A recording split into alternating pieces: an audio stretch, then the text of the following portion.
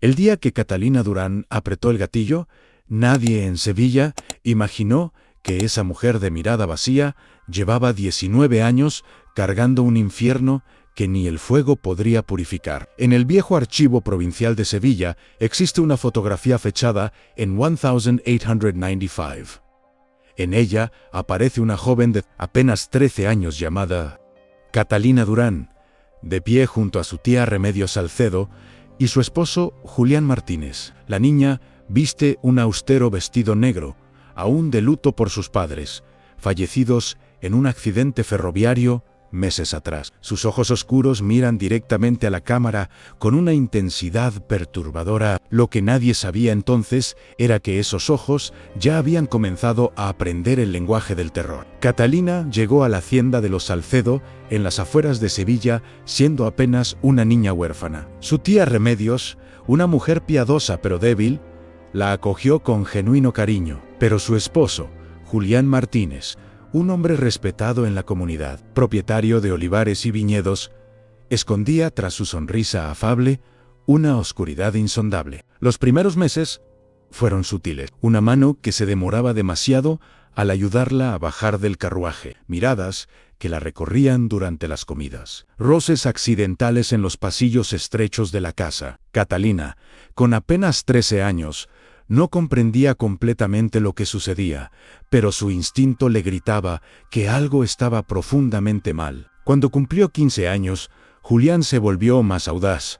Entraba a su habitación con excusas banales. Le susurraba palabras que la hacían sentir sucia, atrapada. Remedios, consumida por sus deberes religiosos y la administración de la casa, no veía nada, o quizás no quería ver. Catalina vivió 3 años en ese purgatorio silencioso, soportando los avances cada vez más descarados de Julián, quien la acorralaba en los establos, en la bodega, en cualquier rincón donde pudiera encontrarla sola. Nunca consumó su depravación completamente, pero la sometía a humillaciones que le arrebataban pedazos de alma cada día. Cuando Catalina cumplió 18 años, apareció en su vida Vicente Romero, el hijo del propietario de la finca vecina. Era un hombre sencillo, de 25 años, que trabajaba la tierra con sus propias manos. Se enamoró de Catalina con la devoción pura de quien jamás había conocido la maldad. Le escribía cartas torpes pero sinceras. Le llevaba flores del campo. La miraba como si fuera el sol mismo. Catalina no amaba a Vicente, pero veía en él su única escapatoria. Aceptó su propuesta de matrimonio con una desesperación que él confundió con felicidad. Se casaron en la primavera de 1900, y Catalina creyó que finalmente había dejado atrás su pesadilla. Pero el destino es cruel con los inocentes. Vicente, en un gesto que creyó alquiló una casa a solo 200 metros de la hacienda Salcedo. «Así tu tía podrá visitarte cuando quiera», le dijo sonriendo, sin imaginar que estaba construyendo la celda donde el tormento de su esposa continuaría. Julián no aceptó perder su presa. La visitaba constantemente con excusas variadas, sabiendo que Catalina no podía denunciarlo sin pruebas, sin que nadie le creyera contra la palabra de un hombre respetado. Cuando Vicente salía a trabajar los campos, Julián aparecía con esa sonrisa depredadora que Catalina había aprendido a temer más que a la muerte misma. En 1903, Catalina dio a luz a su hija Inmaculada. La niña se convirtió en su única luz, la razón por la que seguía respirando cada mañana. Pero ese amor también se transformó en su vulnerabilidad, porque Julián lo sabía y saboreaba ese poder. Era marzo de 1904 en Catalina, débil y enferma, tras meses de luchar contra lo que el médico había diagnosticado como un tumor maligno. Debía viajar con Vicente a Málaga para un tratamiento experimental. Inmaculada, con apenas 13 meses, necesitaba cuidados constantes. Paloma Núñez, una joven de 16 años del pueblo, aceptó cuidar a la pequeña. Era una muchacha responsable, con ojos alegres y futuro prometedor. Catalina le dejó instrucciones detalladas, besos en la frente de su bebé, y partió con el corazón destrozado por la separación, sin saber que estaba dejando a su hija en el umbral del infierno. Esa misma tarde, Julián apareció en casa de Catalina. «Necesito ayuda en el mercado», le dijo a Paloma con su habitual cordialidad. La joven se excusó. explicando que tenía que cuidar a Inmaculada. Mi hija Asunción puede quedarse con la niña unas horas, sugirió Julián con naturalidad ensayada. Así Asunción practica, ya está, en edad de cuidar niños. Paloma, confiando en el respetable señor Martínez, aceptó. Llevaron a Inmaculada a la hacienda Salcedo, donde Asunción, una joven de 15 años, la recibió con dulzura. Asunción acomodó a la bebé en una cuna, y cuando llegó su amiga Beatriz, decidieron preparar té en el cenador del jardín, a unos 50 metros de la casa, para conversar tranquilamente mientras la niña dormía. Julián había estado esperando ese momento. Con la casa vacía, entró en la habitación donde Inmaculada dormía plácidamente. Lo que ese monstruo hizo en los siguientes minutos trasciende lo que las palabras pueden expresar sin profanar el alma misma. Paloma regresó del mercado y encontró el horror. Al cambiar el pañal de Inmaculada para calmarla, sus manos se tiñeron de rojo en sangre, demasiada sangre para un bebé. El médico del pueblo, el doctor Sebastián Herrera, examinó a la pequeña y su rostro se descompuso. «Esta niña ha sido violada», susurró con voz quebrada, incapaz de comprender cómo alguien podía infligir tal atrocidad a un ser indefenso. Inmaculada estuvo 5 días agonizando en el hospital provincial, 5 días de fiebre altísima, de llantos que se fueron apagando hasta convertirse en quejidos débiles. 5 días durante los cuales Catalina no se separó de su lado, rezando, suplicando, negociando con un Dios que parecía haberse vuelto sordo. Al 5.º día, Inmaculada exhaló su último aliento en los brazos de su madre. Tenía 13 meses y 5 días de vida. El doctor Herrera explicó entre lágrimas lo que había sucedido.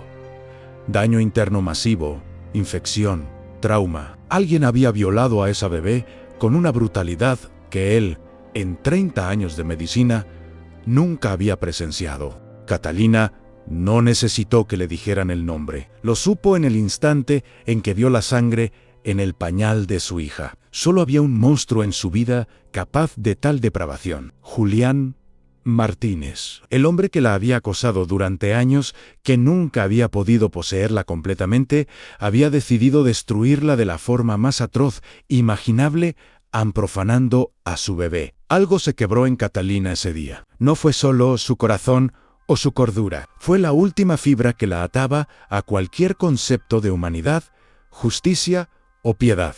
3 días después del funeral de Inmaculada, Catalina se levantó antes del alba. Tomó la escopeta de caza de Vicente del armario, la misma que él usaba para cazar jabalíes en el monte. No tembló al cargar los cartuchos. Cada movimiento era preciso, mecánico, como si llevara años ensayando ese momento.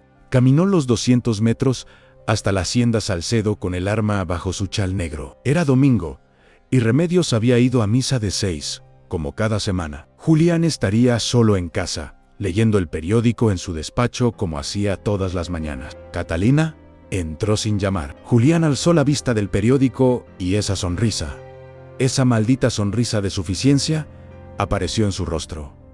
«Catalina querida, lamento mucho lo de tú. No pronuncies su nombre con tu boca inmunda», susurró ella con una voz que parecía venir del fondo de un pozo sin luz. Julián se puso de pie, con esa arrogancia que nunca lo había abandonado. «No sé de qué, no pudiste tenerme a mí, así que te conformaste con mi bebé», continuó Catalina, ahora con voz más clara, más firme.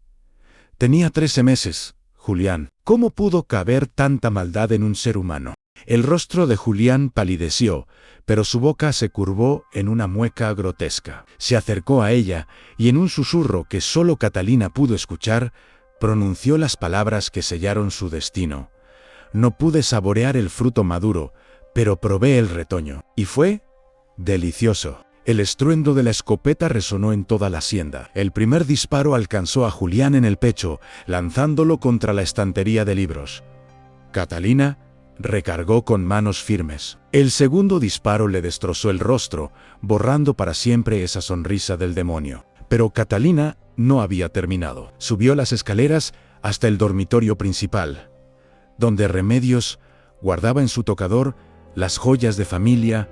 No las quería. Quería lo que estaba bajo ellas, el revólver que el abuelo de Remedios había traído de la guerra de Cuba. Cuando Remedios regresó de misa, encontró a su esposo muerto en el despacho. Y antes de que pudiera gritar, antes de que pudiera procesar la imagen, Catalina apareció en el umbral. «Tú sabías», dijo Catalina con voz monótona. «Todos estos años, tú sabías lo que me hacía y miraste hacia otro lado». «No, yo no sabía nada.